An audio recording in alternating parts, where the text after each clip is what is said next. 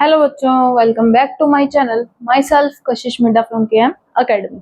तो हमारा जो बीएससी केमिस्ट्री के अंदर जो हमारी यूनिट चल रही थी एटॉमिक स्ट्रक्चर, उसका नेक्स्ट टॉपिक आ जाता है हमारे पास क्वांटम नंबर्स। ठीक है, जिसका फर्स्ट टॉपिक है हमारे पास सब मिनी टॉपिक, जिसको हम बोल सकते हैं सब topic. First is principal quantum number. Principal quantum number के अंदर हम क्या करते हैं, हम शेल्स के बारे में बात करते हैं। ठीक है, शेल्स जैसे हम लिख रहे थे KLMN। ठीक है, इसी को भी हम क्या लिख देते हैं 1 2 3 और 4 भी लिख देते हैं।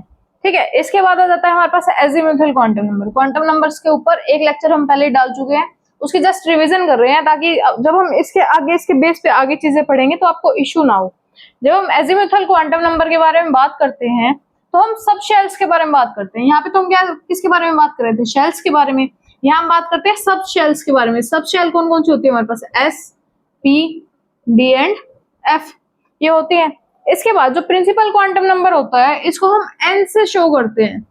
ठीक है, और जो एजीमुथल क्वांटम नंबर होता है इसको हम l से डिनोट करते हैं। अब कहीं पे हमको दे दिया कि भाई n दे रखा है लेकिन आपको l निकालना है, तो l निकालने का फॉर्मूला क्या होता है, l is equal to n minus 1। ठीक है, तो इसमें क्या लिखते हैं, s को हम लिखते हैं 0, p हो जाता है हमारे पास 1, d हो जाता है हमारे पास 2 और f हो जाता है 3। ठीक है, अब हमको शेल दे दी, मान लो हमको n के अंदर इसने बोल दिया कि k शेल है, तो k क्या है हमारे पास 1, तो 1 माइनस 1 इज इक्वल टू 0। यहाँ पे अगर l हमारे पास 0 आ जाता है तो हमको पता चल जाएगा सब शेल कौन सी है हमारे पास, s है। ठीक है, अब इसने अगर हमको दे दी कि l शेल है, यानी कि n क्या हो गया हमारे पास 2, तो n 2 है हमारे पास, तो 2 minus 1 is equal to 1। 1 answer आया तो हमारे पास शेल कौन सी होगी, सब शेल p सब शेल होगी। ऐसे ही अगर हमको दे दिया m तो हम कर देंगे इसमें क्या, 3 माइनस 1 इज इक्वल टू 2, तो सब शेल कौन सी होगी, D। अगर दे दिया इसने n के लिए हम क्या रखते हैं 4 माइनस 1 इज इक्वल टू 3, तो शेल कौन सी होगी, सब शेल कौन सी होगी, F सब शेल होगी। ये चीजें क्लियर होगी। इसके बाद हम बात करते हैं जो S सब शेल होती है वो क्या होती है, स्फेरिकल इन शेप होती है। ठीक है, इसके बाद P सब शेल के बारे में बात करते हैं तो ये क्या होती है, डम्बल शेप्ड होती है। D की बात करें तो ये होती है डबल डम्बल होती है। और जब हम F के लिए बात करते हैं तो इसका क्या होता है, कॉम्प्लेक्स स्ट्रक्चर होता है।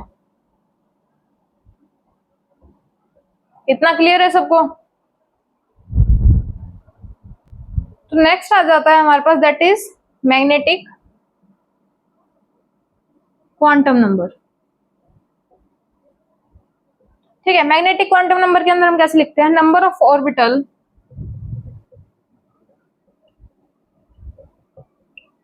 इन ईच सबशेल, कि हर एक सबशेल के अंदर कितनी ऑर्बिटल होती है। जिन बच्चों ने पहले पढ़ रखा है उनको पता होगा कि S के अंदर 1 होती है, P के अंदर होती है 3, D के अंदर होती है 5 और F के अंदर होती है 7। ठीक है, जिसने नहीं पढ़ रखा उसको बता दें कैलकुलेट कैसे करते हैं, कि हम इसका फॉर्मूला क्या होता है 2l प्लस 1। अब l के लिए हम क्या लिख रहे थे, जब हम l निकाल रहे थे उसके अंदर क्या था हमारे पास, जब हम l के लिए बात कर रहे थे हम लिख रहे थे S P D F। S को हम क्या लिख रहे थे 0, P को लिख रहे थे 1, D को लिख रहे थे 2 और F को लिख रहे थे 3।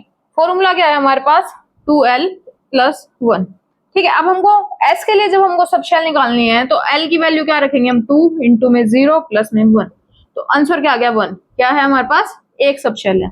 P की वैल्यू क्या है 1, तो 2 इंटू में 1 प्लस 1 इज इक्वल टू 2 1 2 2 और 1 3, तो P के अंदर कितनी सब शेल है 3। D क्या है हमारे पास 2, तो 2 इंटू में 2 प्लस में 1, तो आ क्या गया हमारे पास 2 2 4 4 और 1 5, तो D के अंदर कितनी है 5 सब शेल है। ठीक है, देन है F को लिख रहे थे हम 3, 2 इंटू में 3 प्लस में 1 2 3 6 प्लस में 7, तो F के अंदर कितनी है 7 सब शेल इसके अंदर प्रेजेंट होती है। नेक्स्ट हम बात करेंगे स्पिन क्वांटम नंबर के लिए।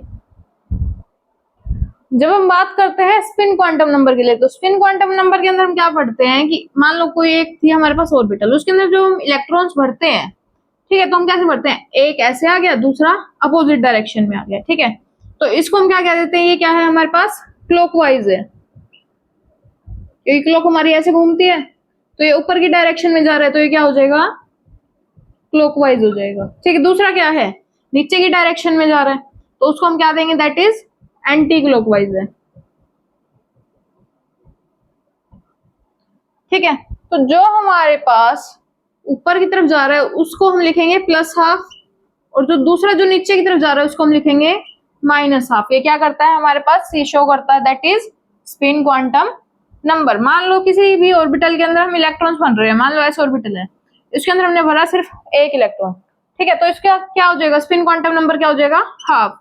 अगर इसी के ही अंदर हमने भर दिया एक ऐसे, तो इसको हम क्या करेंगे, प्लस हाफ माइनस हाफ, तो ये क्या हो जाएगा हमारे पास, जीरो। स्पिन क्वांटम नंबर क्या हो गया इसका, जीरो। तो इसके साथ ही हम क्वांटम नंबर्स को अच्छी तरह से कवर कर चुके हैं। Please like, comment, share and subscribe.